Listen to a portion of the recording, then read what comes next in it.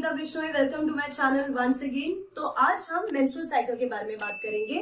Menstrual cycle किस में होता है, फीमेल्स में होता है, कब तक होता है, मींस एज, मेंस्ट्रुअल साइकिल के कितने फेजेस होते हैं, एवरीथिंग, और उन फेजेस में कौन कौन से इवेंट्स होते हैं। सो मेंस्ट्रुअल साइकिल जो होता है, it is the reproductive cycle in the females of primates. तो आपको पता है मैमल्स में नॉन प्राइमेट्स एंड प्राइमेट्स होते हैं।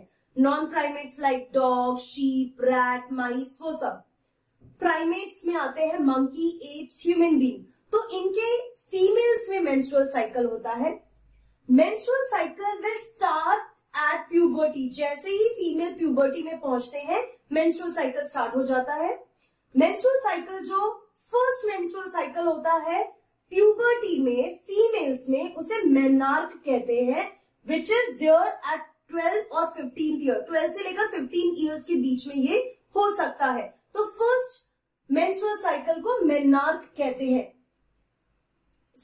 आफ्टर सम टाइम, लाइक जब फीमेल 50s में होते हैं अपने, तो 50s में the menstrual cycle will stop.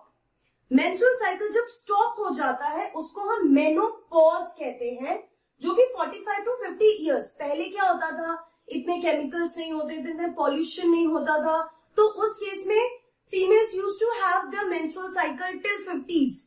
But आज के टाइम में क्योंकि हम एक्स्ट्रा केमिकल्स इनटेक है, बहुत सारे सिंथेटिक केमिकल्स का इनटेक हो रहा है, तो उसकी वजह से हार्मोनल इम्बैलेंस की वजह से जो मेंस्ट्रुअल साइकिल स्टॉप हो जाता है अर्ली 45 एज में भी मेंस्ट्रुअल साइकिल स्टॉप हो रहा है। बट आपकी बुक में दिया हुआ है नियर अबाउट 50 ईयर्स। तो during this time menstrual cycle stops and that is called menopause. So starting को मेनार्क कहते हैं और जब स्टॉप होता है उसको मेनोपॉज कहते हैं। एक मेंस्ट्रुअल साइकिल की जो ड्यूरेशन है दैट इज 28 टू 29 डेज।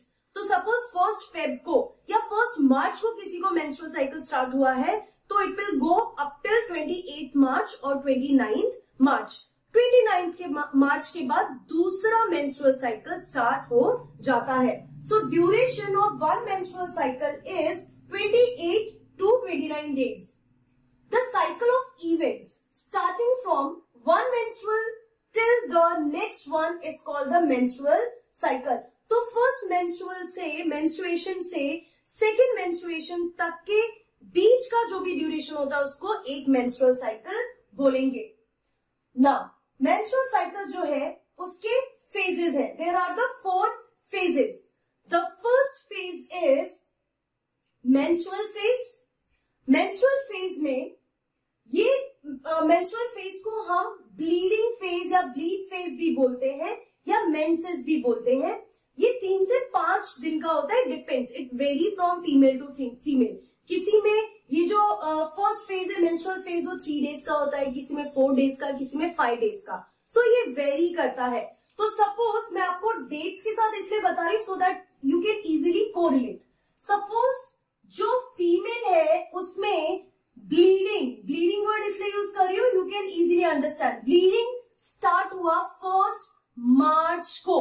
1 मार्च मतलब मेंस्ट्रुअल फेज स्टार्ट हो गया। 1 मार्च से लेकर 5 मार्च तक that phase will be the menstrual phase in the female. If fertilization does not occur, the secondary oocyte undergo autolysis. Secondary oocyte जो है उसका ऑटोलाइसिस हो जाएगा अगर फर्टिलाइजेशन नहीं होगा। फर्टिलाइजेशन अगर हो जाएगा, so this secondary oocyte when comes in contact with the sperm, वो मैच्योर होकर ओवा बनाएगा, जाइगोट बनेगा and the pregnancy will be there, embryo and further. तो वो मेंस्ट्रुअल साइकिल फिर स्टॉप हो जाता है। बट इस केस में जब फर्टिलाइजेशन नहीं हुआ, उस केस में सेकेंडरी oocyte जो है, आपको बहुत अच्छे से पता है कि जो ओवरी से बाहर आ रहा है वो मियोसिस 1 करने के बाद सेकेंडरी oocyte बाहर आया है जो इमेच्योर oocyte है, अभी भी मियोसिस 2 करना बाकी है। So secondary oocyte will undergo autolysis.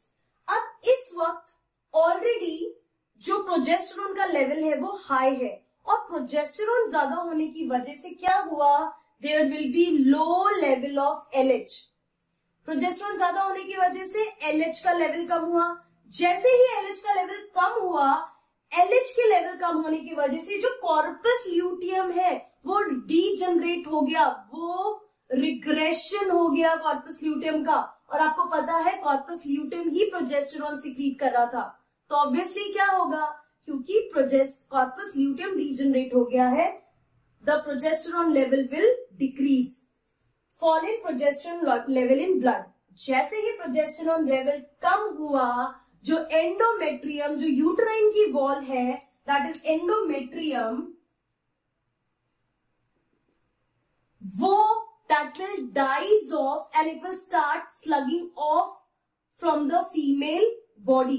तो ये जो एंडोमेट्रियम स्लग ऑफ हो रहा है, ब्लड वेसल रप्चर हो गए एंड इट कॉजेज ब्लीडिंग। तो एंडोमेट्रियम के स्लग ऑफ होने की वजह से, ब्लड वेसल्स के रप्चर होने की वजह से ब्लीडिंग स्टार्ट हुआ।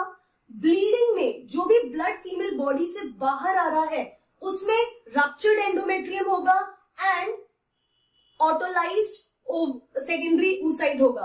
ये ब्लड के साथ फीमेल बॉडी से बाहर आते हैं, this is called menstrual flow and this blood is approximately 75 ml to 100 ml। तो मेंस्ट्रुअल फेज में जितना भी ब्लड बाहर आता है फीमेल बॉडी से, it is approximately 75 to 100 ml। So menstrual flow हुआ।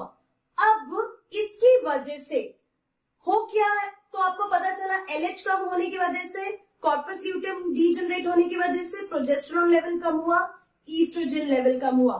ईस्ट्रोजन लेवल कम होने की वजह से due to regression of corpus luteum ये दोनों कम हुए हैं। रिलीज ऑफ, क्योंकि इन दोनों का लेवल कम हुआ है, there will be release of FSH from anterior pituitary. और जैसे ही FSH सिक्रीट होता है, there will be start of a new cycle. So this is about the first phase, that is menstrual phase, जो 3 से 5 दिन चलता है। और इसमें हार्मोनल का आपको याद रखना है कि पहले FSH कम हुआ, जिसकी वजह से प्रोजेस्टेरॉन कम हुआ, ईस्ट्रोजन कम हुआ, और इनके कम होने की वजह से FSH रिलीज हुआ, और FSH रिलीज होने की वजह से new cycle will start. Now we'll move on to the next phase, that is the proliferative phase. So please take a screenshot. The next is proliferative phase, जिसको follicular phase भी बोला जाता है। ये जो ड्यूरेशन है ये 6 to 13 days का होता है, मतलब it starts from 6th day till 13th day। तो ये जो मैं आपको बता रही थी 1st to 5th मार्च तक, if it is the first phase, तो 6th मार्च से 13th मार्च तक this is the proliferative phase या फॉलिक्यूलर फेज भी बोल सकते हैं। Fine, so this is the first phase and this is the second phase. इस फेज में जो एंटीरियर पिट्यूटरी है वो FSH सिक्रीट करता है, और जो FSH है ये स्टिम्युलेट करता है सिलेक्टेड प्राइमरी फॉलिकल की ग्रोथ को, क्योंकि आपको पता है एक मंथ में सिर्फ एक ही primary follicle will start maturing and it starts growing and developing. So FSH की वजह से फॉलिकल्स जो है, एक सिलेक्टेड प्राइमरी फॉलिकल की ग्रोथ स्टार्ट हो जाती है, plus there will be maturation of primary oocyte। तो जो प्राइमरी oocyte है जो सस्पेंडेड है मियोसिस 1 के प्रोफेज 1 में, it will start completing its meiosis 1। Anterior pituitary से जो FSH, follicle stimulating hormone, stimulates follicular cells to release estrogen। तो जो follicular cells है, अब this is the primary oocyte, और उसके ऊपर जो ये follicular cells है, ये follicular cells FSH की वजह से, follicle stimulating hormones की वजह से ईस्ट्रोजन सिक्रीट करना शुरू कर देंगे। Stimulates follicular cells to release oestrogen, और ईस्ट्रोजन स्टिमुलेट करेगा LH की सिक्रीशन को, ये याद रखना है आपको। सो FSH सिक्रीट हुआ, ईस्ट्रोजन सिक्रीट हुआ, ईस्ट्रोजन की वजह से LH सिक्रीट हुआ। इन दिस फेज स्पेशली हो क्या रहा है, ग्रोथ ऑफ एंडोमेट्रियम भी होगा, धीरे धीरे जो एंडोमेट्रियम है उसकी थिकनेस धीरे धीरे इंक्रीज हो रही है, प्लस फिलोपियन ट्यूब में भी चेंजेस आना शुरू हो गए हैं प्रोलिफरेटिव फेज में. Then comes the 14th March. 14th March will be the third phase, that is ovulation or ovulatory phase. Ovulatory phase 14th, जो भी मेंस्ट्रुअल साइकिल होता है उसके 14th डे को आता है. Here FSH follicle stimulating hormone and luteinizing hormone अपने peak पे होते हैं, उनका लेवल इंक्रीज होने लगता है. ओव्यूलेशन, तो ओव्यूलेटरी फेज में ही ओव्यूलेशन होगा और वो 14th डे को होता है मेंस्ट्रुअल साइकिल के. और follicle, graphene follicle which is the matured follicle, उसमें से ओव्यूलेशन होगा और secondary oocyte will be released. अब ये जो ओव्यूलेशन है इसके पीछे मेन रीजन क्या है, दोनों बढ़ रहे हैं, एफएसएच एंड एलएच दोनों बढ़ रहे हैं, बट एलएच सर्ज की वजह से अचानक से एलएच का लेवल इतना इंक्रीज हो गया, उसकी वजह से ओव्यूलेशन हुआ और जो एग बाहर आया है that is at the secondary oocyte stage. तो जैसे मैंने आपको बताया प्रोलिफरेटिव फेज में ये प्रोसेस हुआ, फॉलिकल्स मैच्योर होने लगे, oocyte मैच्योर होने लगा, एंडोमेट्रियम की थिकनेस इंक्रीज हुई, फिलोपियन ट्यूब में चेंजेस आने लगे. बट ओव्यूलेटरी फेज में क्या हुआ, ओव्यूलेशन हुआ. ओव्यूलेशन के बाद ईस्ट्रोजन का भी लेवल इंक्रीज हो रहा है. ईस्ट्रोजन की वजह से uterus will start preparing itself for the embryo, thickness will increase. Lining जो है फेलोपियन, एफटी मतलब फिलोपियन ट्यूब, फिलोपियन ट्यूब की जो लाइनिंग है वो थिक होने लगेगी. क्यों, ताकि ओव्यूलेशन के टाइम पे जो ओव्यूल बाहर आया है that with the ciliary movement it can be expelled to the forward direction, आगे की तरफ उनको भेज सके फेलोपियन ट्यूब में, इसीलिए इनकी वॉल जो है वो थिक होने लगती है. सो ओव्यूलेशन में एफएसएच एलएच दोनों इंक्रीज हो रहे हैं. इन दोनों में क्योंकि एलएच एकदम पीक पे है, एलएच सर्ज की वजह से ओव्यूलेशन हुआ. इस टाइम पे ईस्ट्रोजन का भी लेवल है क्योंकि oestrogen is preparing the uterus and fallopian tube for the ovulation. Now the last phase, that is the secretory phase. जो secretory phase है, it will from 15th March से लेकर 29th March तक का जो phase है, that is the 4th phase, secretory phase, और आप इसको luteal phase भी बोलते हैं. luteal phase क्यों, क्योंकि corpus luteum बनता है. सो ओव्यूलेशन हो गया, ग्राफिन फॉलिकल में से ओव्यूल बाहर आ गया. Now that degenerated graphene follicle will be called corpus luteum. ये 15 से 28th डे तक होता है. After ovulation graphene follicle degenerates and corpus luteum will form. And corpus luteum के बनने को ल्यूटिनाइजेशन भी बोल सकते हैं. It is a yellow coloured body. Corpus luteum now will start secreting progesterone. तो प्रोजेस्टेरॉन ओवरी में से रप्चर्ड ग्राफिन फॉलिकल को, जिसे आप कॉर्पस ल्यूटियम कहते हैं, उससे प्रोजेस्टेरॉन रिलीज होता है. अब प्रोजेस्टेरॉन क्या करेगा, increases the thickness of endometrium. तो एंडोमेट्रियम की जो थिकनेस स्टार्ट हो गई थी वो प्रोजेस्टेरॉन उसको मेंटेन करेगा, उसकी थिकनेस को इंक्रीज करेगा.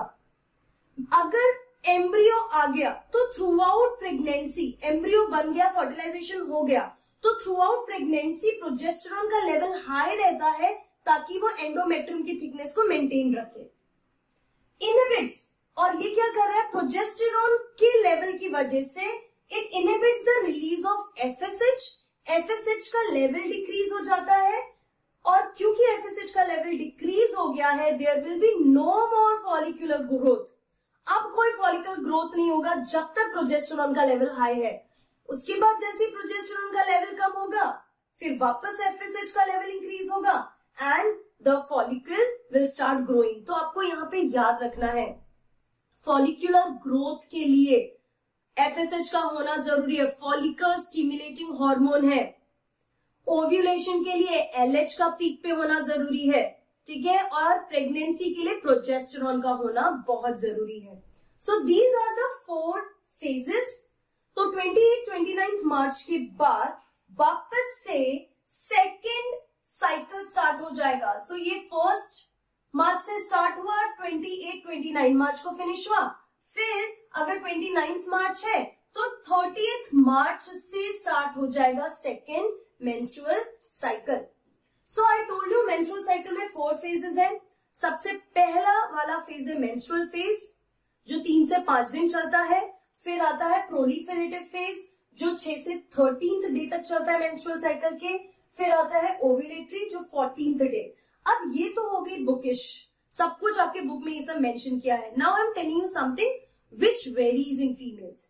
जो ओव्यूलेशन होता है, जब मैं रिप्रोडक्टिव हेल्थ के बारे में आपको बता रही थी, methods of contraception, there also I have mentioned कि जो ओव्यूलेशन होता है दैट वेरीज, वो 9th से 19th डे तक कभी भी हो सकता है।